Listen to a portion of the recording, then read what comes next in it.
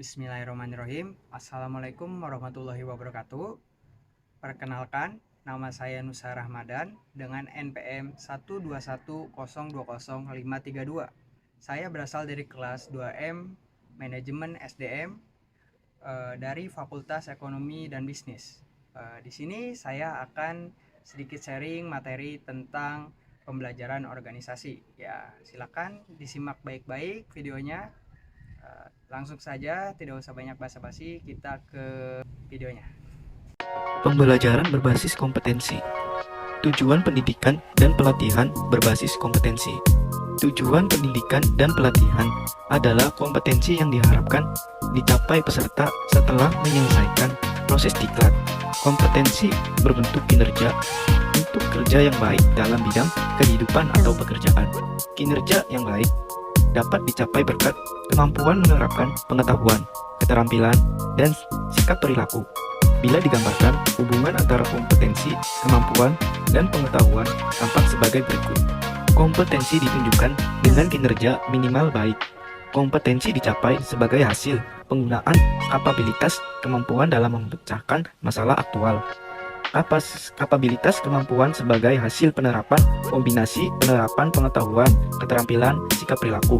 Kapabilitas atau kemampuan disebut kompetensi dasar, diperoleh sebagai hasil perpaduan bakat, pengalaman, dan pendidikan, menjadi dasar untuk mencapai kompetensi. Kompetensi ditunjukkan dengan kinerja minimal baik. Kapabilitas kemampuan disebut kompetensi dasar, diperoleh sebagai hasil perpaduan bakat, pengalaman, dan pendidikan, menjadi dasar untuk mencapai kompetensi. Kurikulum berbasis kompetensi. Kurikulum berbasis kompetensi adalah kurikulum yang ditunjukkan untuk menciptakan tamatan yang kompeten dan cerdas dalam membangun identitas budaya dan bangsa. Kompetensi yang dikembangkan. Kompetensi yang dikembangkan berupa keterampilan dan keahlian bertahan hidup dalam perubahan, pertentangan, ketidakmenentuan, ketidakpastian, dan kerumitan dalam kehidupan. Desain dan pembangunan sistem.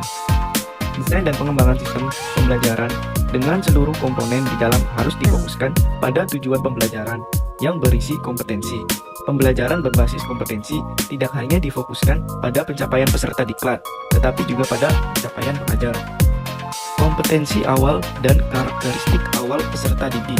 Pihak pertama adalah pihak yang paling berkepentingan dalam hasil pembelajaran di masa depan. Mereka adalah pihak yang perlu dibantu penyelenggara diklat untuk membangun cita-citanya atau peserta didik. Pihak kedua adalah pihak penyelenggara diklat. Di dalamnya termasuk pengajar dan pengelola satuan pendidikan. Pihak ketiga yaitu pengguna lulusan. Mereka adalah yang berkepentingan untuk mendapatkan lulusan sesuai kebutuhan lapangan kerja. Hubungan kompetensi dan strategi pembelajaran.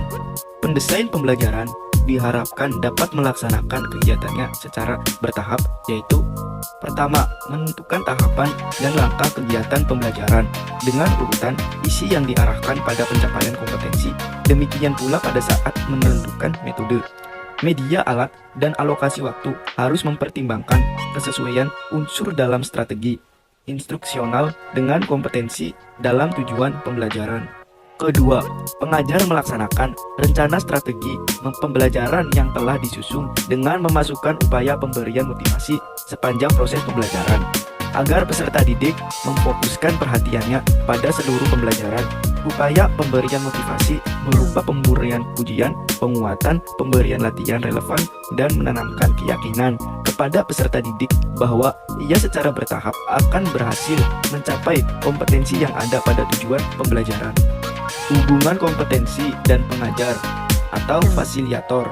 Pertama, fasiliator perlu menguasai bahan pembelajaran dengan baik atau sangat baik. Dengan pengasahan bahan pembelajaran, ia akan mampu tampil meyakinkan pada saat mempresentasikan isi bahan atau saat menjawab pertanyaan peserta didik.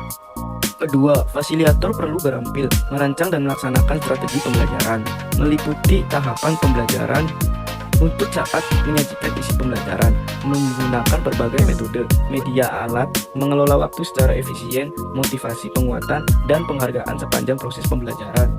Ketiga, fasiliator perlu mampu menggunakan sumber belajar yang tersedia, di perpustakaan, peralatan laboratorium, ruang pembelajaran, dan mampu menciptakan sendiri sumber pembelajaran lain jika sumber belajar ideal tidak tersedia.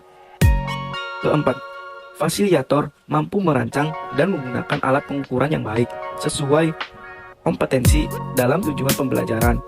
Alat pengukuran yang baik dilihat dari validitas, reliabilitas, dan kepraktisan penggunaannya.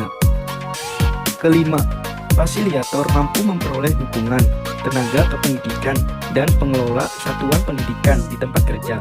Dukungan tenaga kependidikan berupaya penyediaan ruang pembelajaran dan peralatan yang tersedia dari pimpinan satuan pendidikan, mendapat keleluasaan berekreasi dan berenovasi dalam melakukan pembelajaran. Terima kasih atas perhatiannya. Kurang lebihnya mohon maaf. Wassalamualaikum warahmatullahi wabarakatuh.